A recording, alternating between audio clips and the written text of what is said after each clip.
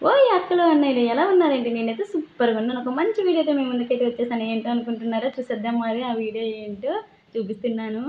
Time dragon fruit. మీలో ఎంతమంది దీన్ని టేస్ట్ చేశారు? అలాగే ఏ ఏ కలర్‌లు తిన్నారో చెప్పండి. అలాగే నేనైతే ఫస్ట్ టైమ్ అయితే ఈ ఫ్రూట్‌నైతే కొనడం, తినడం కూడా. ఒక చిన్న ప్రశ్న మీకోసం.